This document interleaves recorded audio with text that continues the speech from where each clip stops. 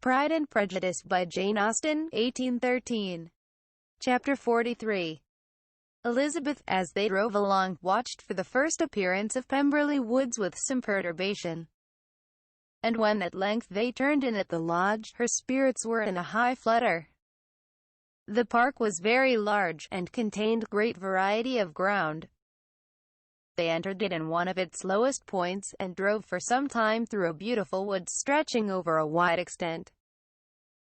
Elizabeth's mind was too full for conversation, but she saw and admired every remarkable spot and point of view.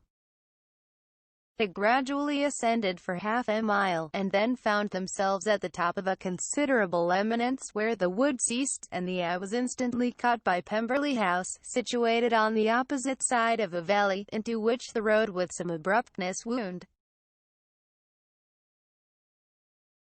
It was a large, handsome stone building, standing well on rising ground, and backed by a ridge of high woody hills. And in front, a stream of some natural importance was swelled into greater, but without any artificial appearance. Its banks were neither formal nor falsely adorned. Elizabeth was delighted. She had never seen a place for which nature had done more, or where natural beauty had been so little counteracted by an awkward taste. They were all of them warm in their admiration. And at that moment she felt that to be mistress of Pemberley might be something.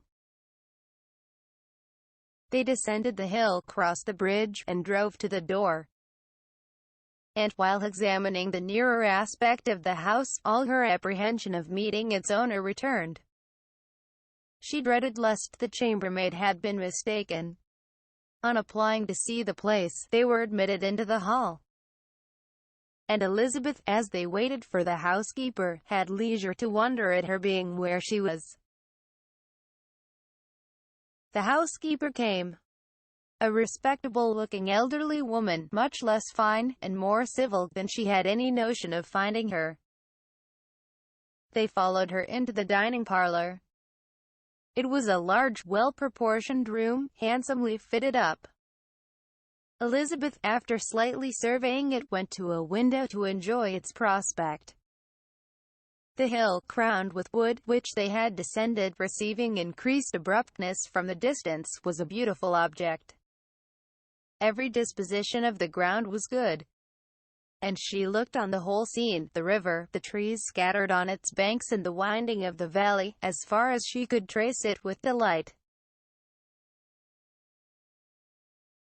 As they passed into other rooms, these objects were taking different positions. But from every window there were beauties to be seen. The rooms were lofty and handsome, and their furniture suitable to the fortune of its proprietor. But Elizabeth saw, with admiration of his taste, that it was neither gaudy nor uselessly fine, with less of splendor, and more real elegance, than the furniture of Rosings. And of this place, thought she, I might have been mistress. With these rooms I might now have been familiarly acquainted. Instead of viewing them as a stranger, I might have rejoiced in them as my own, and welcomed to them as visitors my uncle and aunt. But no. Recollecting herself, that could never be. My uncle and aunt would have been lost to me. I should not have been allowed to invite them. This was a lucky recollection. It saved her from something very like regret. She longed to inquire of the housekeeper whether her master was really absent, but had not the courage for it. At length, however, the question was asked by her uncle, and she turned away with alarm, while Mrs. Reynolds replied that he was, adding, "But we expect him tomorrow, with a large party of friends." How rejoiced was Elizabeth that their own journey had not by any circumstance been delayed a day. Her aunt now called her to look at a picture. She approached and saw the likeness of Mr. Wickham suspended, amongst several other miniatures, over the mantelpiece. Her aunt asked her, smilingly, how she liked it. The housekeeper came forward, and told them it was a picture of a young gentleman, the son of her late master's steward, who had been brought up by him at his own expense. "He is now gone into the army," she added, "but I am afraid he has turned out very wild." Mrs. Gardiner looked at her niece with a smile, but Elizabeth could not return it. "And that," said Mrs. Reynolds, pointing to another of the miniatures, "is my master. And very like him. It was drawn at the same time as the other, about 8 years ago." "I have heard much of your master's fine person," said Mrs. Gardiner, looking at the picture. "It is a handsome face. But, Lizzie, you can tell us whether it is like or not." Mrs. Reynolds' respect for Elizabeth seemed to increase on this intimation of her knowing her master. "Does that young lady know Mr. Darcy?" Elizabeth colored, and said, "A little." "And do not you think him a very handsome gentleman, ma'am?" "Yes, very handsome. I am sure I know none so handsome. But in the gallery upstairs you will see a finer, larger picture of him than this.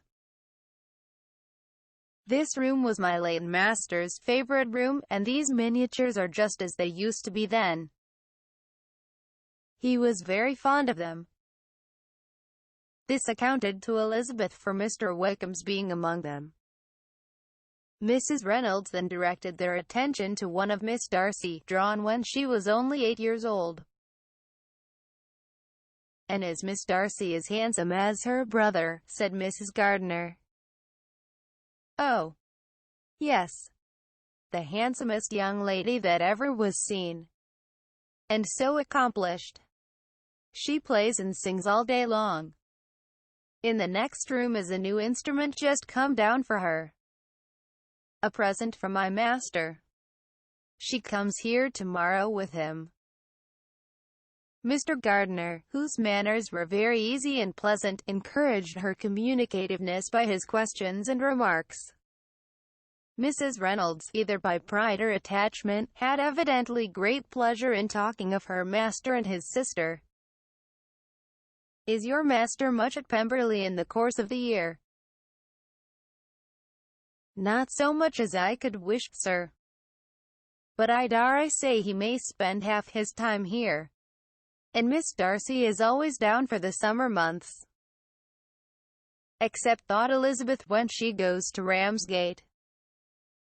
If your master would marry, you might see more of him." "Yes, sir. But I do not know when that will be. I do not know who is good enough for him." Mr. and Mrs. Gardiner smiled. Elizabeth could not help saying, "It is very much to his credit, I am sure, that you should think so."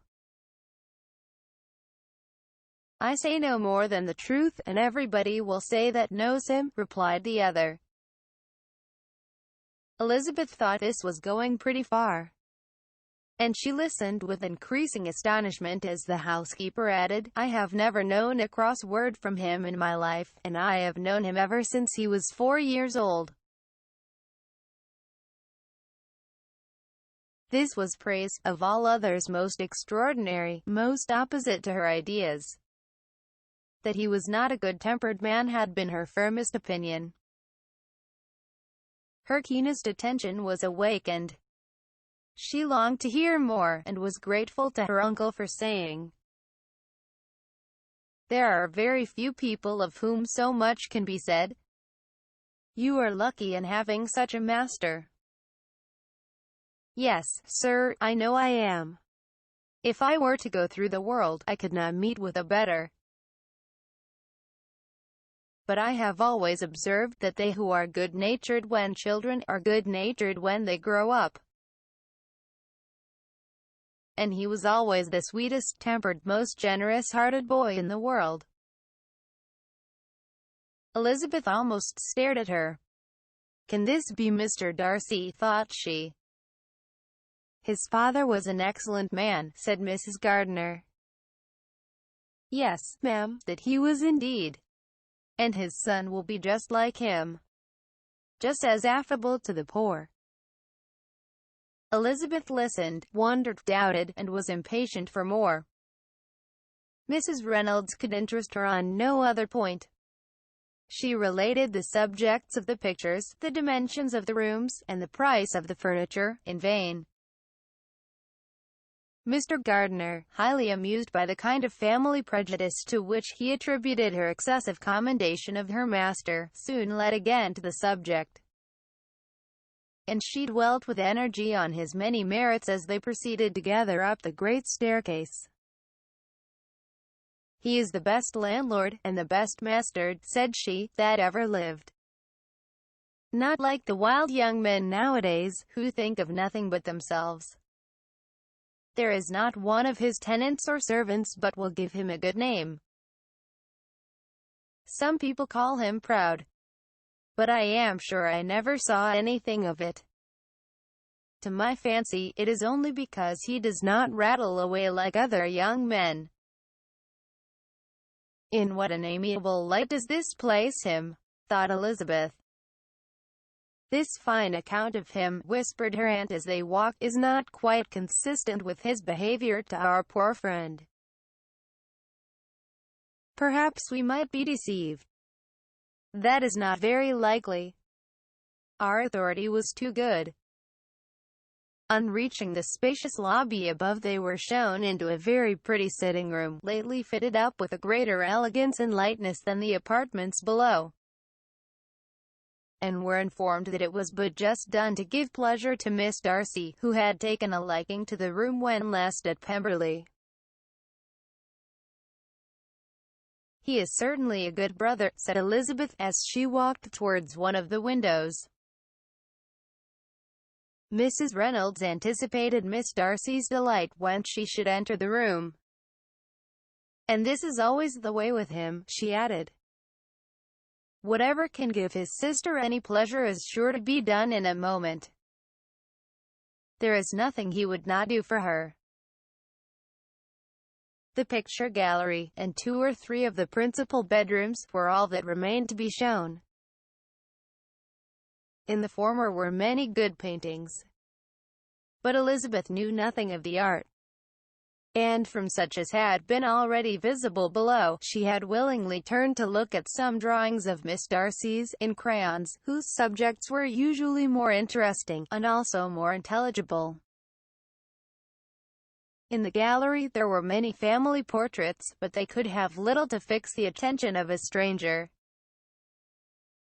Elizabeth walked in quest of the only face whose features would be known to her.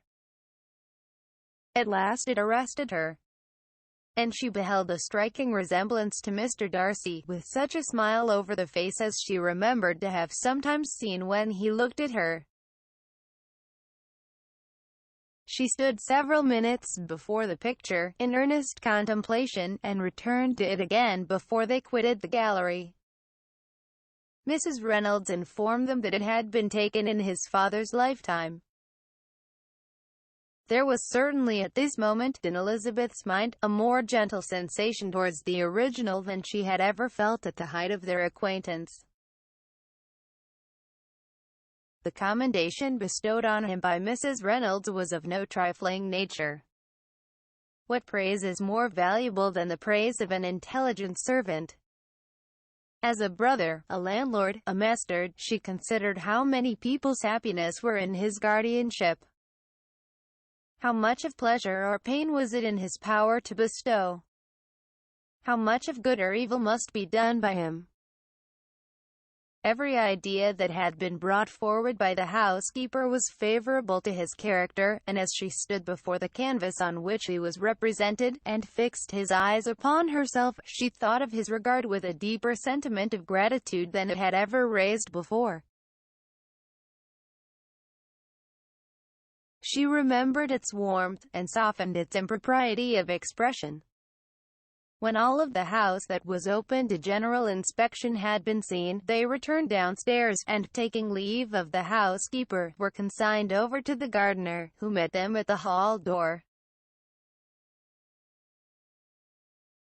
As they walked across the hall towards the river, Elizabeth turned back to look again. Her uncle and aunt stopped also, and while the former was conjecturing as to the date of the building, the owner of it himself suddenly came forward from the road, which led behind it to the stables. They were within 20 yards of each other, and so abrupt was his appearance, that it was impossible to avoid his sight. Their eyes instantly met, and the cheeks of both were overspread with the deepest blush. He absolutely started, and for a moment seemed immovable from surprise. But shortly recovering himself, advanced towards the party, and spoke to Elizabeth, if not in terms of perfect composure, at least of perfect civility. She had instinctively turned away, but stopping on his approach, received his compliments with an embarrassment impossible to be overcome.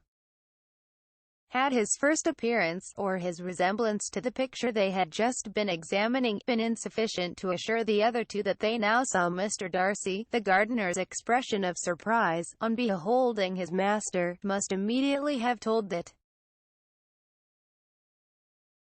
They stood a little aloof while he was talking to their niece, who, astonished and confused, scarcely dared lift her eyes to his face, and knew not what answer she returned to his civil inquiries after her family. Amazed at the alteration of his manner since they last parted, every sentence that he uttered was increasing her embarrassment, and every idea of the impropriety of her being found there recurring to her mind, the few minutes in which they continued were some of the most uncomfortable in her life. Nor did he seem much more at ease. When he spoke, his accent had none of its usual sedateness, and he repeated his inquiries as to the time of her having left Longbourn, and of her having stayed in Derbyshire, so often, and in so hurried a way, as plainly spoke the distraction of his thoughts. At length every idea seemed to fail him, and, after standing a few moments without saying a word, he suddenly recollected himself, and took leave. The others then joined her, and expressed admiration of his figure. But Elizabeth heard not a word, and wholly engrossed by her own feelings, followed them in silence. She was overpowered by shame and vexation. Her coming there was the most unfortunate, the most ill-judged thing in the world. How strange it must appear to him! In what a disgraceful light might it not strike so vain a man! It might seem as if she had purposely thrown herself in his way again. Oh, why did she come? Or, why did he thus come a day before he was expected? Had they been only 10 minutes sooner, they should have been beyond the reach of his discrimination. For it was plain that he was that moment arrived, that moment alighted from his horse or his carriage. She blushed again and again over the perverseness of the meeting, and his behavior, so strikingly altered. What could it mean? That he should even speak to her was amazing. But to speak with such civility, to inquire after her family. Never in her life had she seen his manners so little dignified, never had he spoken with such gentleness as on this unexpected meeting. What a contrast did it offer to his last address in Rosings Park, when he put his letter into her hand. She knew not what to think, or how to account for it. They had now entered a beautiful walk by the side of the water, and every step was bringing forward a nobler fall of ground, or a finer reach of the woods to which they were approaching. But it was some time before Elizabeth was sensible of any of it. And, though she answered mechanically to the repeated appeals of her uncle and aunt, and seemed to direct her eyes to such objects as they pointed out, she distinguished no part of the scene. Her thoughts were all fixed on that one spot of Pemberley House, whichever it might be, where Mr. Darcy then was. She longed to know what at the moment was passing in his mind. in what manner he thought of her, and whether, in defiance of everything, she was still dear to him. Perhaps he had been civil only because he felt himself at ease. Yet there had been that in his voice which was not like ease. Whether he had felt more of pain or of pleasure in seeing her she could not tell, but he certainly had not seen her with composure. At length, however, the remarks of her companions on her absence of mind aroused her, and she felt the necessity of appearing more like herself. They entered the woods, and bidding adieu to the river for a while, ascended some of the higher grounds. When, in spots where the opening of the trees gave the eye power to wander, were many charming views of the valley, the opposite hills, with the long range of woods overspreading many, and occasionally part of the stream. Mr. Gardiner expressed a wish of going round the whole park, but feared it might be beyond a walk. With a triumphant smile they were told that it was 10 miles round. It settled the matter, and they pursued the accustomed circuit, which brought them again, after some time, in a descent among hanging woods, to the edge of the water, and one of its narrowest parts. They crossed it by a simple bridge, in character with a general air of the scene. It was a spot less adorned than any they had yet visited, and the valley, tier contracted into a glen, allowed room only for the stream, and a narrow walk amidst the rough coppice wood which bordered it. Elizabeth longed to explore its windings, but when they had crossed the bridge, and perceived their distance from the house, Mrs. Gardiner, who was not a great walker, could go no farther, and thought only of returning to the carriage as quickly as possible. Her niece was therefore obliged to submit, and they took their way towards the house on the opposite side of the river, in the nearest direction. But their progress was slow, for Mr. Gardiner, though seldom able to indulge the taste, was very fond of fishing, and was so much engaged in watching the occasional appearance of some trout in the water, and talking to the man about them, that he advanced but little. Whilst wandering on in this slow manner, they were again surprised, and Elizabeth's astonishment was quite equal to what it had been at first, by the sight of Mr. Darcy approaching them, and at no great distance. The walk being here less sheltered than on the other side, allowed them to see him before they met. Elizabeth, however astonished, was at least more prepared for an interview than before, and resolved to appear and to speak with calmness, if he really intended to meet them. For a few moments, indeed, she felt that he would probably strike into some other path. The idea lasted while a turning in the walk concealed him from their view. The turning past, he was immediately before them. With a glance, she saw that he had lost none of his recent civility, and to imitate his politeness, she began, as they met, to admire the beauty of the place. But she had not got beyond the words delightful and charming, when some unlucky recollections obtruded, and she fancied that praise of Pemberley from her might be mischievously construed. Her colour changed, and she said no more.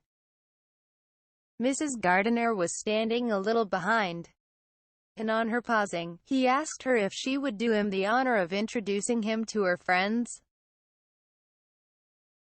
This was a stroke of civility for which she was quite unprepared, and she could hardly suppress a smile at his being now seeking the acquaintance of some of those very people against whom his pride had revolted in his offer to herself. What will be his surprise, thought she, when he knows who they are. He takes them now for people of fashion. The introduction, however, was immediately made, and as she named their relationship to herself, she stole a sly look at him, to see how he bore it, and was not without the expectation of his decamping as fast as he could from such disgraceful companions. that he was surprised by the connection was evident. He sustained it, however, with fortitude, and so far from going away, turned back with him, and entered into conversation with Mr. Gardiner. Elizabeth could not but be pleased, could not but triumph. It was consoling that he should know she had some relations for whom there was no need to blush. She listened most attentively to all that passed between them, and gloried in every expression, every sentence of her uncle, which marked his intelligence, his taste, or his good manners. The conversation soon turned upon fishing, and she heard Mr. Darcy invite him, with the greatest civility, to fish there as often as he chose while he continued in the neighborhood, offering at the same time to supply him with fishing tackle, and pointing out those parts of the stream where there was usually most sport. Mrs. Gardiner, who was walking arm in arm with Elizabeth, gave her a look expressive of wonder. Elizabeth said nothing, but it gratified her exceedingly. The compliment must be all for herself. Her astonishment, however, was extreme, and continually was she repeating, "Why is he so altered? From what can it proceed? It cannot be for me. It cannot be for my sake that his manners are thus softened. My reproofs at Hunsford could not work such a change as this. It is impossible that he should still love me." After walking some time in this way, the two ladies in front, the two gentlemen behind, on resuming their places, after descending to the brink of the river for the better inspection of some curious water plant, there chanced to be a little alteration. It originated in Mrs. Gardiner, who, fatigued by the exercise of the morning, found Elizabeth's arm inadequate to her support, and consequently preferred her husband's. Mr. Darcy took her place by her niece, and they walked on together. After a short silence, the lady first spoke. She wished him to know that she had been assured of his absence before she came to the place, and accordingly began by observing that his arrival had been very unexpected. "For your housekeeper," she added, "informed us that you would certainly not be here till tomorrow. And indeed, before we left Bakewell, we understood that you were not immediately expected in the country." He acknowledged the truth of it all, and said that business with his steward had occasioned his coming forward a few hours before the rest of the party with whom he had been traveling. "They will join me early tomorrow," he continued, "and among them are some who will claim an acquaintance with you. Mr. Bingley and his sisters." Elizabeth answered only by a slight bow. Her thoughts were instantly driven back to the time when Mr. Bingley's name had been the last mentioned between them. And, if she might judge by his complexion, his mind was not very differently engaged.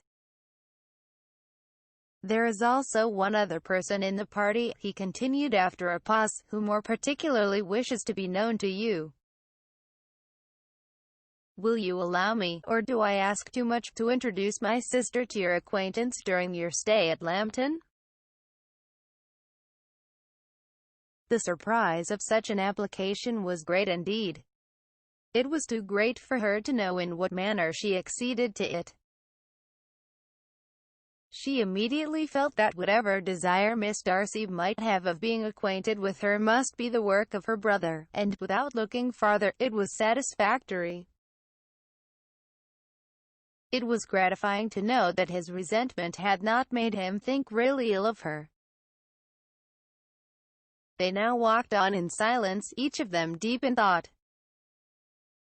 Elizabeth was not comfortable. That was impossible. But she was flattered and pleased. His wish of introducing his sister to her was a compliment of the highest kind. They soon outstripped the others, and when they had reached the carriage, Mr. and Mrs. Gardiner were half a quarter of a mile behind. He then asked her to walk into the house, but she declared herself not tired, and they stood together on the lawn. At such a time much might have been said, and silence was very awkward. She wanted to talk, but there seemed to be an embargo on every subject. At last she recollected that she had been travelling, and they talked of Matlock and Dovedale with a great perseverance.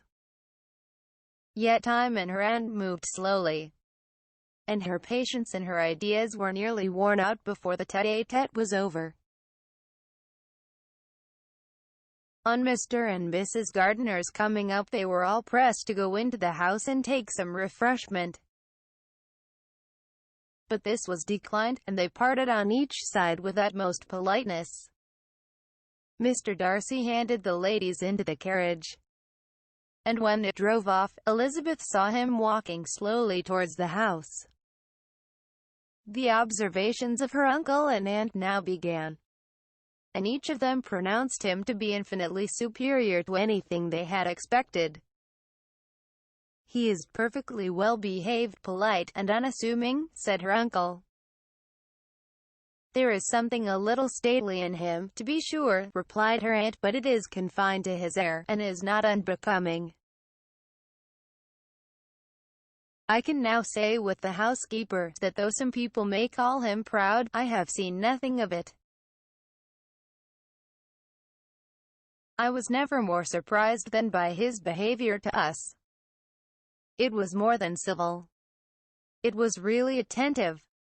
And there was no necessity for such attention. His acquaintance with Elizabeth was very trifling." "To be sure, Lizzie," said her aunt, "he is not so handsome as Wickham.